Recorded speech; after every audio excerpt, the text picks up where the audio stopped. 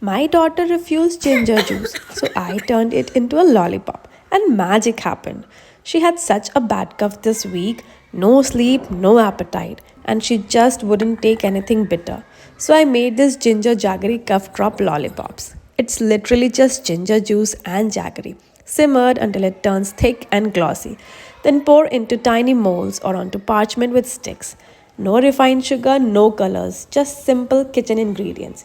And when she actually licked it and finally got some relief, I felt like I'd found a little mom hack. Save this natural cough remedy for kids